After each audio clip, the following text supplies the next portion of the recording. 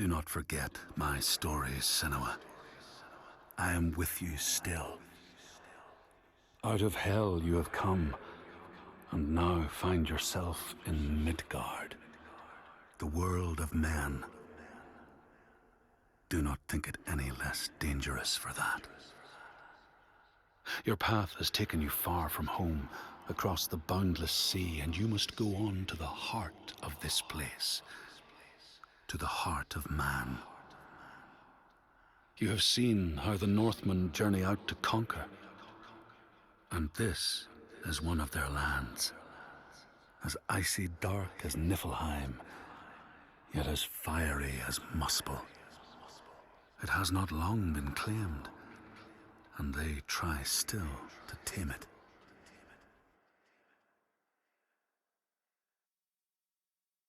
The Skald's verse speaks of a man called Grettir the Strong. A strange and bloody life he led. And it happened in this land you have come to. Listen to his story, Senua, for it may in some small way illuminate your own.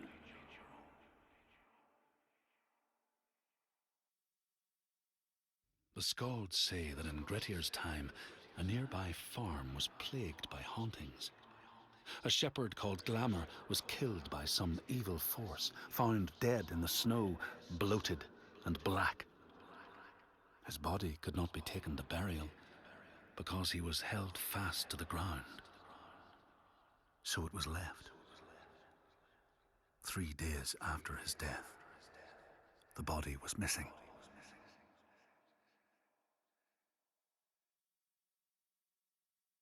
The Skalds tell how the revenant Glamour roamed the settlements, terrifying all those who lived there. Each one he killed, in turn, rose to walk beside him. Thus, evil begets evil. But the man Grettir was proud and overbearing, and thought the Droiger no match for his strength.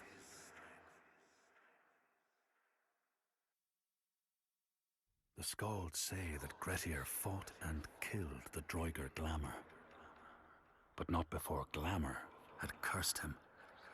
His strength would be turned against him, his deeds bring death and exile, and he would be always before Grettir's eyes, making him afraid to be alone.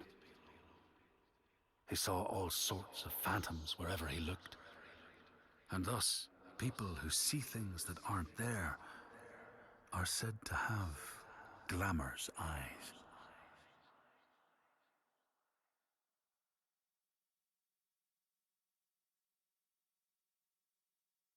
The Skalds tell how in the time of Grettir's kinsman Thorgrim, there was a terrible famine. No crops could be grown, and the fish fled the nets. It lasted years, and the people were desperate. There was no respite even in spring, since terrible gales from the north would rise up and set in for weeks. This is a cold and unforgiving land, Senua.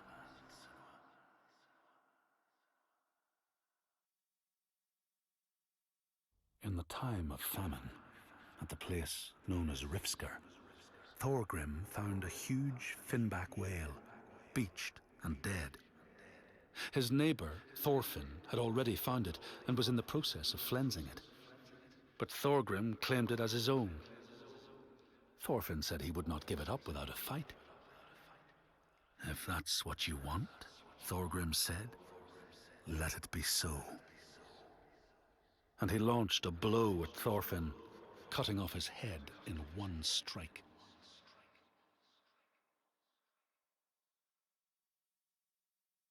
The Skalds say that the neighbours fought, armed only with the knives and axes they had brought to cut up the whale, even picking out the whale ribs to beat down their enemies.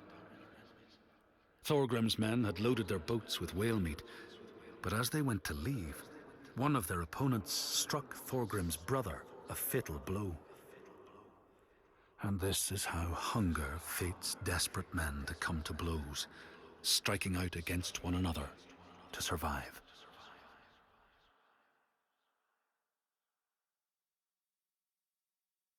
The Skalds speak of the time Grettir, travelling with some others, ran into rough weather and docked their boat on an island.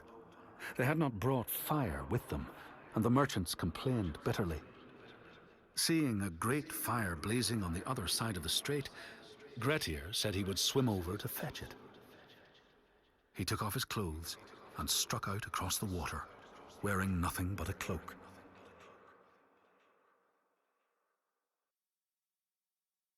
When Grettir came to the farm where the fire was burning, all was peaceful.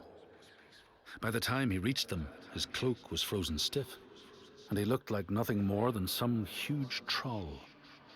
The frightened farmhands struck out at him with the first things to hand, the burning logs from the fire.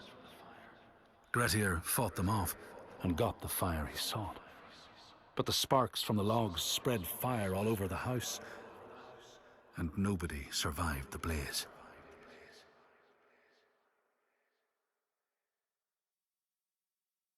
The Skalds say that Grettir swam back across the strait, keeping the fire safe from the water. His friends applauded Grettir's bravery, but when word spread about the massacre at the farm, people took against Grettir.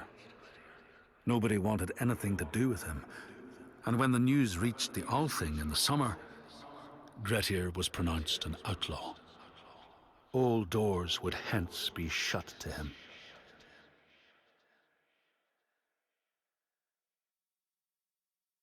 The Skalds speak of how Grettir, now an outlaw, took rest on the island of Haramsoy with a man called Audun. Grettir saw a great yellow glow like a fire rising from the ground. Audun told him it was coming from the burial mound of Kar the Old, who ever since he died had haunted the island, and warned him to stay away.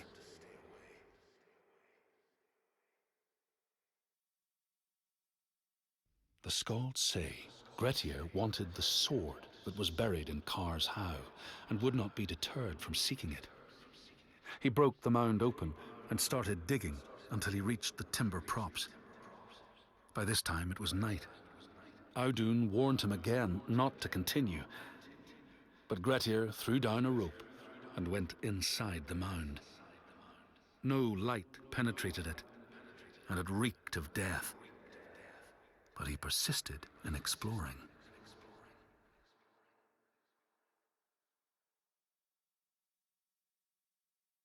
Grettir found the sword he was seeking, Kar's loom, buried in the grave mound. He went to leave, but before he could reach the rope, something grabbed him from behind, and Grettir realized the mound dweller would not let his treasure go. The two fought ferociously until Grettir got the advantage and chopped off the revenant's head.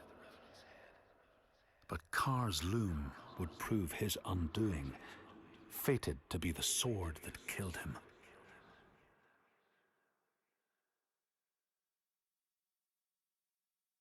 The Skald's verse tells how Grettir made many enemies with his proud and overbearing nature. Always quick to anger, his strength and fighting prowess meant that even the most trivial of quarrels met a fatal end. The kinsmen of those he killed or maimed were angry, and because he was an outlaw, no one was allowed to help him.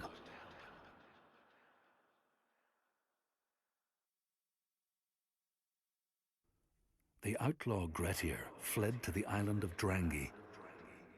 His enemies knew he was there, but he was still so strong and fierce, nobody could shift him. Thorbjorn, first among his foe, sent his foster mother to see Grettir. She was a Seithkona and very wily. She enchanted a tree branch and sent it to wash up on Drangi. Grettir tried to cut it up for firewood, but his axe flew back and struck him in the leg. The wound blackened and festered, and Grettir feared his time was close.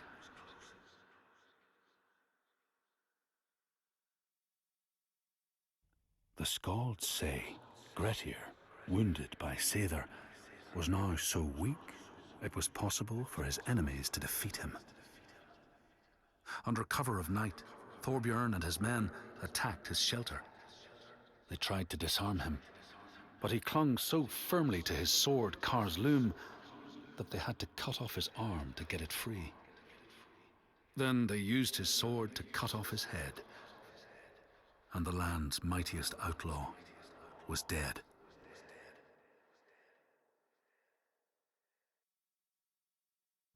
As the Droiger glamour had predicted, all Grettir's brave and fine deeds brought him misery.